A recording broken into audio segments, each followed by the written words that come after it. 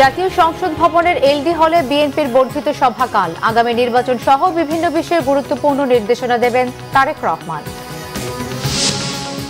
আবারও গ্যাসের দাম বাড়ানোর শুনানি, তুমুল হট্টগোল, গণবিরোধী বলছে ক্যাব।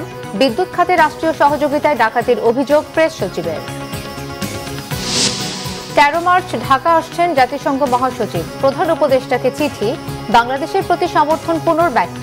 রোহিঙ্গা সমস্যার প্রভাব নিয়ে উদ্বেগ।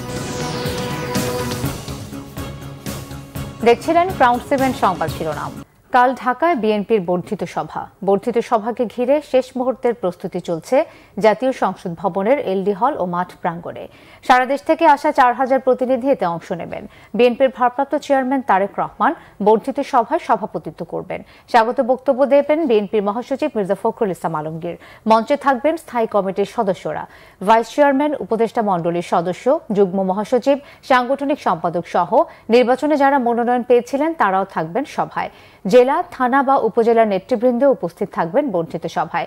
বিএনপি নেতারা আশা করছেন সবার অংশগ্রহণে যে মিলন মেলা তৈরি হবে তার মধ্য দিয়ে আমাদের মাঝে নতুন একটা স্পিরিট তৈরি হবে, নতুন জাগরণ সৃষ্টি হবে। এর মধ্য দিয়ে ঐক্যবদ্ধ থেকে সব ষড়যন্ত্রকে মোকাবেলা করা হবে। এবারের সভায় মূলত 4টি ইস্যু গুরুত্ব পাবে। এগুলো হচ্ছে 5 আগস্টের পর দেশের চলমান পরিস্থিতি, ত্রয়োদশ সংসদ নির্বাচন, দলীয় শৃঙ্খলা বজায় রাখা, মিত্র দলগুলোর সঙ্গে সম্পর্ক অটুট রাখা।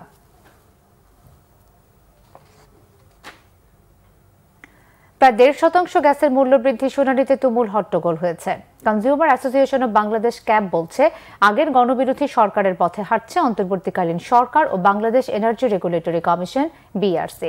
6টি গ্যাস বিতরণ কোম্পানির মূল্যবৃদ্ধির প্রস্তাবের উপর রাজধানীর বিয়াম অডিটোরিয়ামে গণশুনানির আয়োজন করে বিআরসি। কোম্পানিগুলো শিল্পে প্রতি ঘনমিটার গ্যাসের মূল্য 30 টাকা থেকে 1 লাফে 75 টাকা 72 পয়সা করার প্রস্তাব করেছে। জ্বালানি বিশেষজ্ঞদের মতে গ্যাসের মূল্যবৃদ্ধির কোনো প্রয়োজন নেই। যুগের পর যুগ দুর্নীতিবাজ আমলা ও কর্মকর্তাদের পকেট ভারী করে যাচ্ছেন সাধারণ মানুষ। আগে সেসব অপরাধীদের বিচারের আওতায় আনতে হবে। গ্যাসের মূল্যবৃদ্ধি করে দেশের শিল্পকে ধ্বংস করার চক্রান্ত চলছে। বাংলাদেশকে বিদেশি পণ্য বাজারে পরিণত হবে বলেও মনে করেন বিশ্লেষকরা।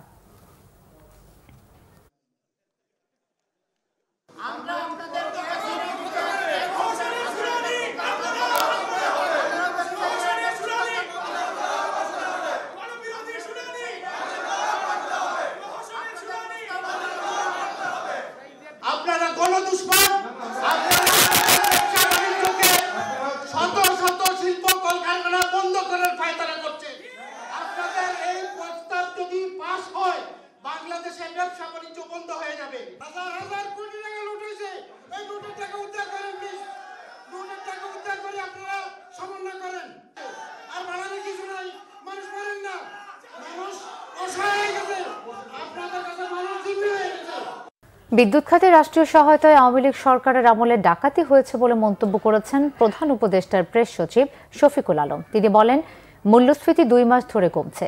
আগামী জুন মাসে 7% নিচে নামবে, ফিরবে জনজীবনে স্বস্তি। বুধবার রাজধানীর আগারগাঁও উন্নয়ন সাংবাদিকদের সংগঠন ডিজিএফপির মিট দ্য প্রেসে এসব তথ্য জানান শফিকুল আলম। তিনি বলেন, ব্যবসায়ীরা সুবিধা নেওয়ার জন্য সংকটের কথা বলেন। অন্যদিকে বড় কয়েকটি কোম্পানি লাভের মুখ দেখলেও চুপ করে আছে। তিনি বলেন, সামাজিক গুরুত্ব বিবেচনা ছাড়া অর্থনীতি শ্রাদ্ধ করে কোনো প্রকল্প নেওয়া হবে না। এসবে কর্ণফুলী টানেলের প্রয়োজনীয়তা নিয়েও প্রশ্ন তোলেন প্রধান উপদেষ্টার প্রেস সচিব। জানান, সাবেক মন্ত্রী সাইফুজ্জামান চৌধুরী জাভেদের ব্যক্তিগত প্রয়োজনে কর্ণফুলী টানেল নির্মাণ করে আওয়ামী লীগ সরকার। একই সাথে 560টি মডেল মসজিদ নির্মাণে 12 থেকে 13 কোটি টাকা লোপাট হয়েছে বলেও জানান তিনি। এসব কারণে ঋণ পরিশোধে সরকারকে ট্যাক্স বাড়াতে হচ্ছে বলেও মন্তব্য করেন প্রধান উপদেষ্টার প্রেস সচিব শফিকুল আলম। করাপশনকে অ্যাড্রেস করা যায় কিভাবে, আমাদের যে সিস্টেম, আমাদের গভর্নমেন্টের যে স্ট্রাকচার, প্রজেক্ট আমরা যেভাবে নেই বা আমরা যেই সিস্টেমে আমরা এই এতদিন এই গভর্নমেন্ট অপারেট করে আসছে, এইখানে আসলে কি চুরিটা আপনি ইচ্ছা করলেও ঠেকাতে পারেন না। এটার জন্য মূল ফোকাসটা হচ্ছে ডিজিটালাইজেশন। আপনি ডিজিটালাইজেশন করলে যাতে আপনার পেপার ওয়ার্কে হাত দেওয়া লাগে না, কেউ যেন ফাইল আটকে না রাখে। 4 দিনের সফরে মার্চে ঢাকায় আসছেন জাতিসংঘ মহাসচিব অ্যান্তোনিও গুতেরেস। প্রধান উপদেষ্টা ডক্টর মোহাম্মদ ইউনূসকে একটি চিঠি দিয়েছেন তিনি। আগামী 13 থেকে 16 মার্চ বাংলাদেশে অবস্থান করবেন জাতিসংঘ মহাসচিব। বুধবার পররাষ্ট্র মন্ত্রণালয়ের এক বিজ্ঞপ্তিতে এই তথ্য জানানো হয়েছে। এতে জানানো হয়, অ্যান্তোনিও গুতেরেসের আনুষ্ঠানিক বাংলাদেশ সফরের বিষয়টি নিশ্চিত করেছে জাতিসংঘ মহাসচিবের দফতর। বাংলাদেশের অন্তর্বর্তী সরকারের প্রধান উপদেষ্টা ডক্টর মোহাম্মদ ইউনূসের আমন্ত্রণে জাতিসংঘ মহাসচিব এই সফরে আসছেন। গত 7 ফেব্রুয়ারি প্রধান উপদেষ্টা রোহিঙ্গা বিষয়ক হাই রিপ্রেজেন্টেটিভ খলিলুর রহমান মহাসচিবের সঙ্গে নিউ ইয়র্কে দেখা করে আমন্ত্রণপত্র হস্তান্তর করেন বলেও বিজ্ঞপ্তিতে বলা হয়েছে। ৭১ মানবতাবিরোধী অপরাধের মামলায় মৃত্যুদণ্ডপ্রাপ্ত জামাত নেতা এটিএম আজহারুল ইসলামের বিষয়ে পুনরায় লিভ টু আপিল শুনানির জন্য অনুমোদন দিয়েছেন আপিল বিভাগ। এই সংক্রান্ত বিষয়ে আগামী 22 এপ্রিল আপিল বিভাগে শুনানির জন্য দিন ঠিক করেছেন সর্বোচ্চ আদালত। রিভিউ আবেদনের শুনানিতে বুধবার প্রধান বিচারপতি ডক্টর সৈয়দ রেফাত আহমেদের নেতৃত্বাধীন আপিল বিভাগের বেঞ্চ এই সংক্রান্ত বিষয়ে আদেশ দেন। এর আগে 2014 সালের 30 ডিসেম্বর ৭১ মানবতাবিরোধী অপরাধের অভিযোগে এটিএম আজহারকে মৃত্যুদণ্ডাদেশ দেয় আন্তর্জাতিক অপরাধ ট্রাইব্যুনাল। এর রায়ের বিরুদ্ধে 2015 সালের 28 জানুয়ারি আপিল করেন আজহারুল। আপিল শুনানির পর 2019 সালের 31 অক্টোবর মৃত্যুদণ্ড বহাল রেখে রায় ঘোষণা করেন তৎকালীন প্রধান বিচারপতি সৈয়দ মাহমুদ হোসেনের নেতৃত্বাধীন 4 বিচারপতির আপিল বিভাগের বেঞ্চ। 2020 সালের 15 মার্চ আপিল বিভাগের পূর্ণাঙ্গ রায় প্রকাশিত হয়। আন্তর্জাতিক আইন ওনারা মানেন নাই, এই মেইন গ্রাউন্ডে রিভিউ অ্যালাউ হয়েছে। সেকেন্ড যে গ্রাউন্ডে রিভিউ লিভ গ্রাউন্ড হয়েছে, রিভিউ অ্যাপ্লিকেশনটা অ্যালাউ হয়েছে, সেটা হচ্ছে যে ওনারা যেভাবে ইন্টারপ্রিট করেছেন আইনটাকে, সেই ইন্টারপ্রিটেশনটা ম্যালাফাইড ছিল। এই গ্রাউন্ড আমরা নিয়েছি, এটা আমাদের বক্তব্য ছিল, এবং এই গ্রাউন্ডেও আমাদের রিভিউ অ্যাপ্লিকেশনটা অ্যালাউ হয়েছে। আমাদের দেশে যে কাস্টমস আছে যে লিভ গ্র্যান্ট করে তারপর শুনানি করা, ওনারা সেই লিভ গ্র্যান্ট করেছেন এবং আগামী 22 এপ্রিল 2025 তারিখে রিভিউ পিটিশনটা হিয়ারিং এর জন্য দিন ধার্য করেছেন। আগের বাড়তি দরে বিক্রি হচ্ছে ছোলা। রাজধানীর পাইকারি মোকাম মৌলভীবাজারের আড়তে মানভেদে ছোলার দর 92 থেকে 98 টাকা হলেও খুচরায় মিলছে না 110 থেকে 20 টাকার নিচে। চাহিদা বিবেচনায় কয়েকগুণ ছোলার মজুদ থাকার পরও কমেনি দাম। তবে স্বস্তির খবর হলো নতুন করে আর বাড়েনি ডালের দাম। বিস্তারিত জিয়াউল হক সবুজের রিপোর্টে।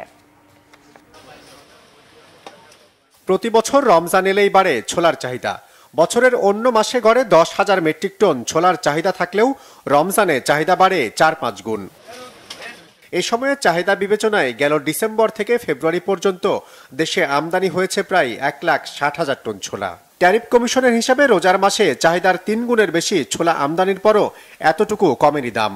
ডিমান্ড সাপ্লাই উপরে তো বাজারটা ডিপেন্ড করে সবসময়। সাপ্লাই কম হলে বাজারটা বাড়ে, আর সাপ্লাই বেড়ে গেলে বাজারটা কমে যাবে। আর আলহামদুলিল্লাহ মনে হয় বাজারটা যাই আছে, আমার মনে হয় 1 সপ্তাহ 10 দিন পর বাজার থাকবে না, কমে যাবে। সবাই যেন একবারে মাল না কিনে, সবাই অল্প অল্প মাল কিনে, যার যতটুকু প্রয়োজন 7 দিনের বাজার করে, যে 1 মাসের বাজার না করে। পর্যাপ্ত আমদানির পরও ছোলার দাম না কমার জন্য ডলারের দামের ঊর্ধ্বগতি এবং গুণগত মানকেই কারণ বলছেন ব্যবসায়ীরা। এখন বর্তমানে মনে করেন নতুন মাল সব দেশে উঠতেছে, আমাদের দেশে উঠবে। অস্ট্রেলিয়ার নতুন মাল উঠে গেছে।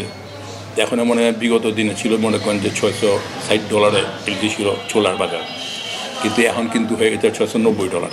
দাম সহনীয় পর্যায়ে, ডলার তুলনায় ছোলার বাজার কম। পুরো রমজান মাসে যে ছোলার প্রয়োজন আছে সেই তুলনায় আমাদের কাছে ছোলা পর্যাপ্ত পরিমাণ আছে।